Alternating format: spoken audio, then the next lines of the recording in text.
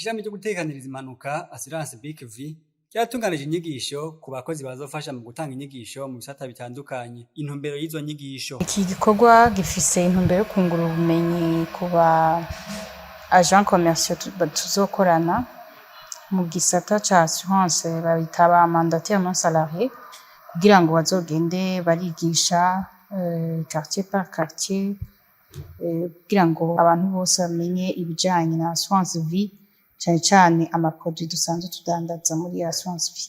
Bahereye mu gisagara ca Bujumbura turiko turaha izo nyigisho abatandukanye bazokorera mu gisagara ca Bujumbura n'ahandi hahegereye, mugabo no mu ntara hagati zotunganya mwe n'izo nyigisho, aho tuzosanga no ku mutumba wa kure ushoboka, aho uzosanga ejo ata mu Burundi yoba hari aronka amikoro ku kwezi, mugabo ntashobore kurekanga, ugasanga yama vyiyumvira n'imiburiburi ubwo bumenyi akaba buzi, kandi akaba azi yuko bitagenewe umuce umwe w'abantu, vyagenewe umwenegihugu wese ahari.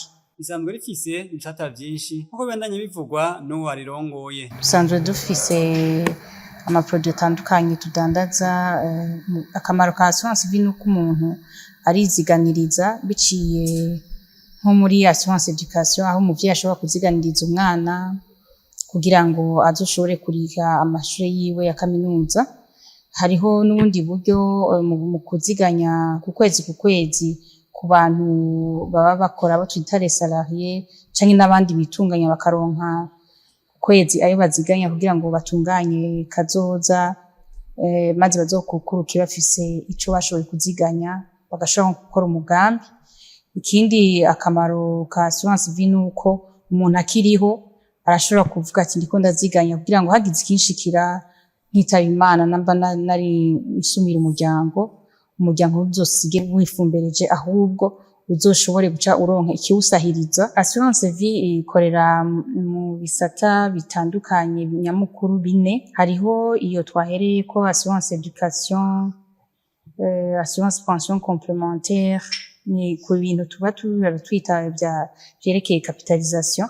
Donc usanga uza uraziganya amahera y'abantu kugira ngo ejo uzoshobore kubariha mu gihe hari ingaruka ibaye canke igihe bageze gukukuruka.